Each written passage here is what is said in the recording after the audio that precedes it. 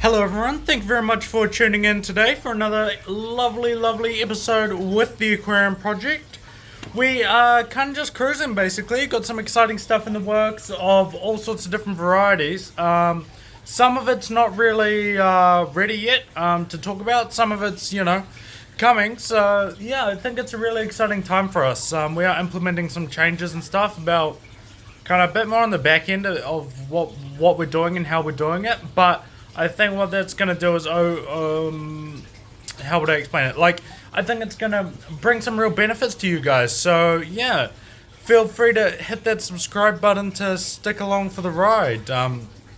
But, yeah, other than that, I think that's kind of all I really had to talk about. The main sort of starter thing. But, yeah, let's get into the main topic for today's video, eh? So we're going to be talking about these little fellas. This is my main man Frank the Tank in here. He doesn't move that much, so what we're going to do is we'll chuck in some food so you guys can kind of watch him hunt almost. And then I'll just talk over it because otherwise he's not going to do anything and that's going to be incredibly boring for you guys. So what we got here is a little Repashy grub pie thing in the shape of a fish because I'm a comedy god. It's even got a little eye. Whoa! Almost dropped it. So we'll chuck that bad boy in. I'll see if I can show you. Whoops, I'm missing the tank. So there it is. Meow. So yeah, it'll float down and hopefully he will find it while we talk. But what we're talking about today is, are axolotls potentially the best pet for your child? So I want to kind of start this episode off, or this video off, with a bit of a caveat that axolotls, at least insofar as New Zealand goes in that, probably I'm going to say one of the most mistreated animals in the world, or in New Zealand. It is unfortunately all too common to see really bad condition ones on Trade Me, on Facebook Marketplace, going into the rescues and that. So I do want to make sure that it is with the understanding that these are going to have to be, well looked after, but I think they are easy fish to look after. It's just one of those ones where there's unfortunately a lot of misinformation around kind of on the subject, I guess. We might actually push this little piece of grub pie a bit closer to him because I don't think he can even smell it. There we go. But yeah, they are really cared for. But a well cared for axolotl is a fantastic pet for most people. So, if you've got kids, you'll know that a lot of kids do really want to have a pet of some description. Be it a cat or a dog or, a rabbit or whatever. And I think axolotls are a really good option in this space. Hold on, I'm just trying to figure out how I can set the camera. Oh, there we go. If I do that...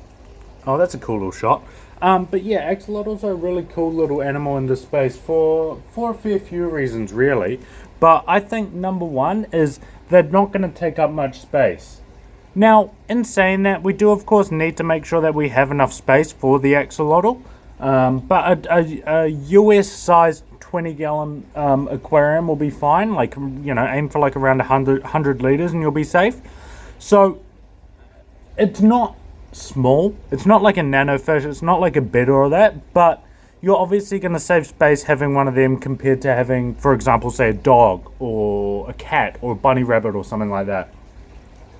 Now I think there might be a better option in terms of that pet fish kind of aesthetic than something like a betta fish or any other kind of small fish, for a few reasons. So number one is that I don't know how to explain it really, but an axolotl really is a pet, if that makes sense. It's hard to get that connection with a lot of other things, like that kind of family-oriented connection.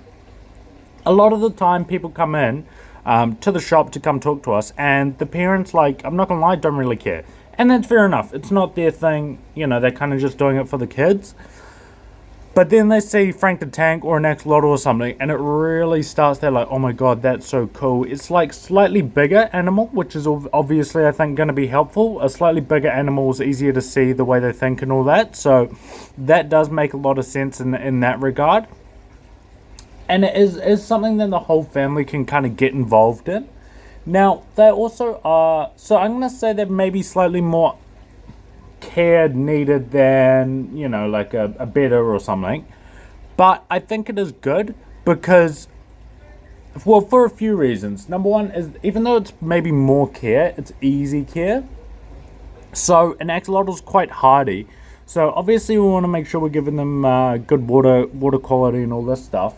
But if you do make a mistake, you know, maybe you crash the cycle or something like that, they're tough enough where they won't just keel over and you can kind of deal with it. Oh, there we go. But yeah, it is quite interesting to see. I'll see if we can see him back there. Oh, he's gone all the way down this tunnel, so that's an annoying spot for you to go, mister. But yeah, it is a slightly easier thing to deal with if you do come up with against some issues. Now, the other good thing is they are quite easy to look after. I know I just said they are maybe more involved, but they're definitely easier to look after than, you know, something like a cat or a dog. You know, obviously you don't have to walk an axolotl. People will often worry that they're going to get like bored and need enrichment and stuff. They don't. So they're like an ambush predator. They will, like Frank the Tank here just sits in his little cave and he'll just sit there happy as Larry all day. He's not just sitting there bored out of his mind. He's sitting there waiting to ambush something or sleeping or resting or whatever. So it's not, he's active mentally, he's just not active physically.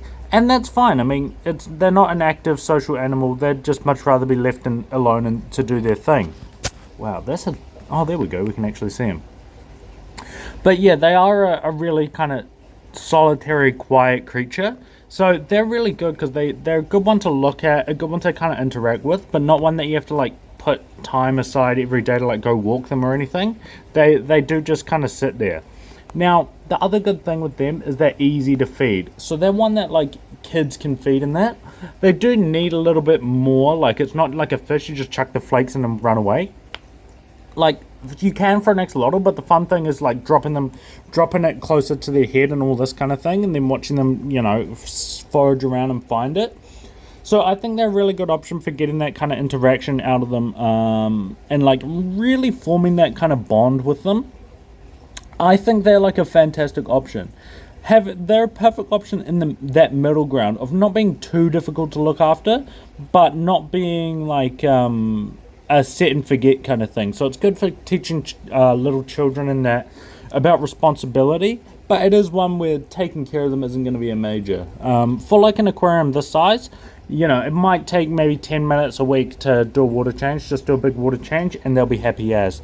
You don't need to worry about like, oftentimes what you see about like tinkering with the pH and like all this kind of junk. Just set it, forget it, keep the water clean, they'll be happy as Larry. I really do think that an axolotl is probably the best option for a first pet for a child. And the other thing is they are a really interesting thing. They are a really interesting creature. They do have this kind of magic around them of just being so weird, so unique, so different, that it really does stand out as something that is a bit of a wow factor. So yeah, and the upkeep of them is not very expensive. You know, they'll just eat pellets, maybe 20-25 bucks worth of pellets will last you like 6 months easy. Water is like, you know, $1 a month worth of water probably. It's really not that much. And tank wise, they don't need much. You know, an aquarium, a filter, and a cave will be enough. You know, you can obviously go all out and buy all sorts of crazy little caves that's really expensive, and you know, buy some high-tech chillers and stuff, but it's not necessarily needed.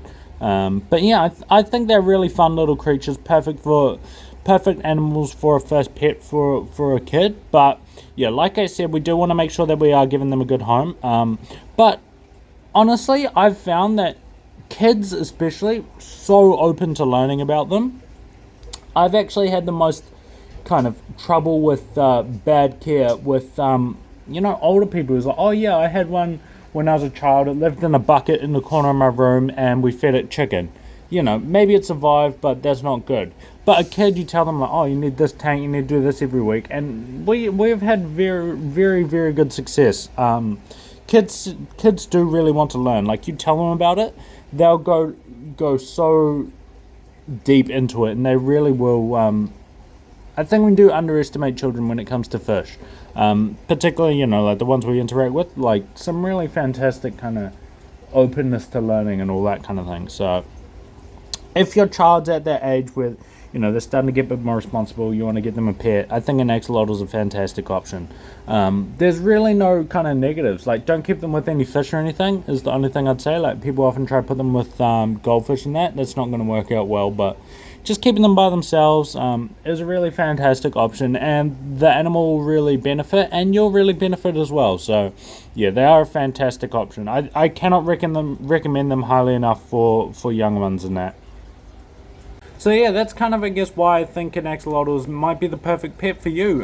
For your children, for their first pet, I think, you know, there's not much that you can really, not much more you could really want. Obviously, I'm not an expert in rabbits or dogs or anything like that, so I can only speak from my side on the axolotl and fish side, but I almost think an axolotl is a better choice for a kid than fish, like better or something, because it's a bit more like, you can get a bit more involved, a bit more invested. I'm not saying always, but just oftentimes you can get a bit more involved and a bit more invested, and that really is fantastic for the kids.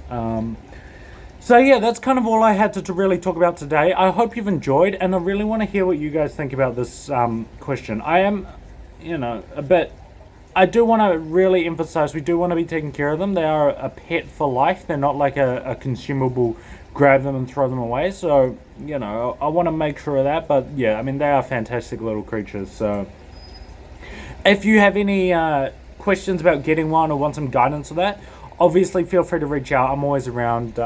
Answering questions is like the best part of my job. Like I've had quite a few people over the past few days like, oh, sorry for asking so many questions, but you know, and it's like, if I didn't want to answer questions, I wouldn't be doing what I'm doing. Like, it's honestly like the most rewarding part of my job, and it's good because I don't have to do the accounting or other, you know, boring stuff. So I can interact with you guys, talk about fish tanks. What more could I want?